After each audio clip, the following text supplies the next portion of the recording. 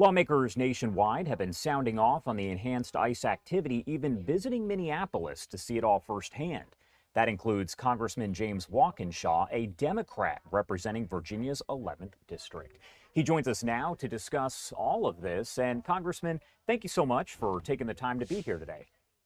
Thanks for having me. Of course. And first off, I do want to start here kind of at the beginning. And what prompted you earlier on this month to travel alongside other Democrats there to Minneapolis to see it all firsthand? Well, like most Americans, I had been watching the videos on social media and in the media about the crackdown and in my view, brutal tactics that ICE and other agencies were using. I obviously watched the horrifying video of the shooting of Renee Good. And as a member of the Homeland Security Committee in the House, I felt I had a responsibility to hear firsthand from folks in Minnesota about what they're experiencing as a result of this surge. And, what I heard was businesses having to close, schools having to close, people, including American citizens, essentially locking themselves up in their homes because they're afraid and don't want to be the next person to be dragged through the streets, to be beaten, or God forbid, to be shot as Renee Good was. And this is some of the video from the scene provided by Fox 9 Minneapolis on the day of that shooting earlier on this month. I wanted to get your take on what role you believe that Congress should play in reviewing the ICE shooting death of Renee Good.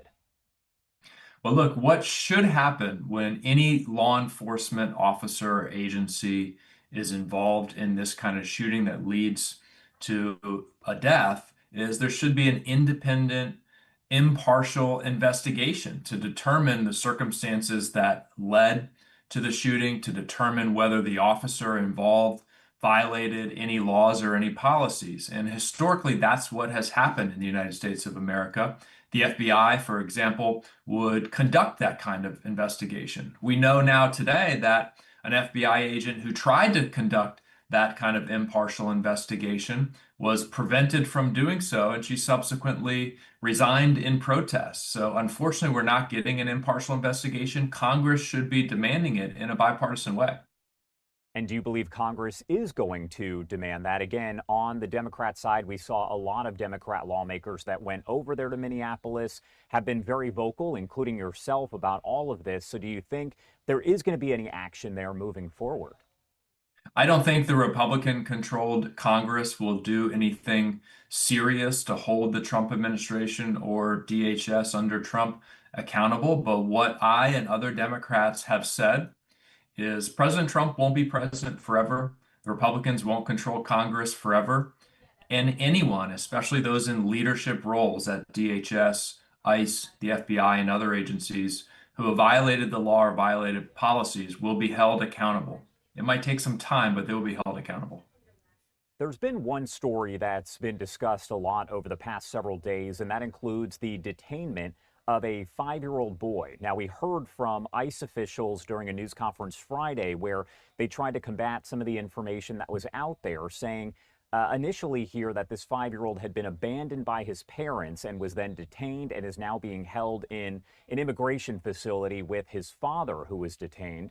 What's interesting is we heard from the attorney for the family, school officials there, who said the 5-year-old was essentially being used as bait to bring in other family members for detainment. Break down for me your thoughts here on all of that. Well, I think it's a failure all around on ICE's part. I mean, look, the 5-year-old's father appears to have been following all the appropriate procedures in his asylum claim.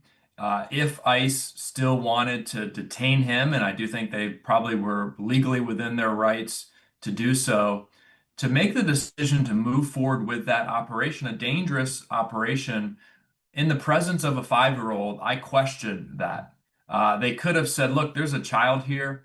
We're not going to do anything to put this child at risk or traumatize this child. And if we want to come back for his father, we'll do it on another day when the 5-year-old is not present. They move forward with it anyway, detaining the father, detaining the 5-year-old, according to multiple witnesses on the ground. And I think the video and photographic evidence we have is clear They were using the 5-year-old to try to get his family members or loved ones who were still in the home to open the door. It's absolutely outrageous and inappropriate to put a child in that position. They put the child at risk. They further traumatized the child. It was unprofessional, unacceptable, and the officers involved should be investigated and punished for their violations of policy.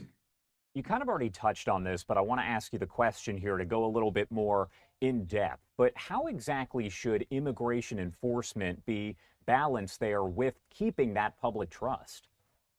Well, look, we need a strong and secure border, strong and secure borders, southern and northern, and we need to enforce our immigration laws. I think that's what the American people want and expect, but we need to do it in a way that's fair and humane and consistent with the Constitution, consistent with our values as Americans. And in my view, that enforcement of immigration laws in the interior of the country should be focused on the small number of undocumented immigrants who don't have valid asylum claims and who are involved in violent crime or selling drugs. That's where the enforcement should be focused, not on folks who have been here for 10, 20, 30 years or part of the fabric of their community and are just working hard trying to raise their families. Those folks should have a path to citizenship.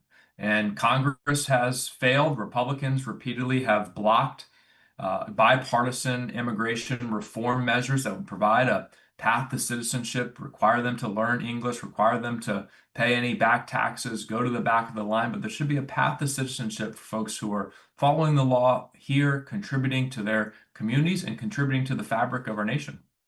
I wanted to ask you about some of the protests, demonstrations there that are happening on the ground over in Minneapolis. And really, we've seen them kind of happening nationwide. But of course, the bulk of those where we've seen arrests, detainments, things of that nature are over in Minneapolis. We have all of the video here that we have been showing of those different confrontations there between demonstrators and law enforcement. Important to note, though, many of the people out there are peaceful protesters in general, but you also have what the White House, other officials are referring to as agitators. I want to get kind of your take on that situation. What is your message there to those who are protesting, but also those who are maybe agitating? Well, look, my message to anyone exercising their constitutional rights to protest peacefully is to carry on. You're doing a patriotic duty. And I would also note that some of the things that folks have been doing, like videotaping ICE officers, videotaping federal law enforcement agents, is also constitutionally protected. That's not agitation. Obviously, anyone who's involved in violence should stop and should be prosecuted if they're involved in violence. Again, that's a small number. And look, the chaos that's taking place in Minnesota, there's one cause for that chaos. The cause is the surge of thousands of, in many cases, very minimally trained federal agents into Minneapolis and St. Paul and the brutal tactics that they've engaged in. They're engaged in brutal tactics like dragging people through the streets, including American citizens. I spoke with a woman, American citizen, who was in her car just observing what was taking place, not even protesting, just observing, dragged out of her car, shackled and detained, taken to an ICE detention facility that has a row of cells for American citizens. They have cells designated for American citizens. And I think every American should understand that that's what we're dealing with right now. Speaking specifically about your constituents there over in Virginia, what's your message to them who are maybe concerned about the ICE crackdown, immigration officials being anywhere in Virginia? What is your message to them?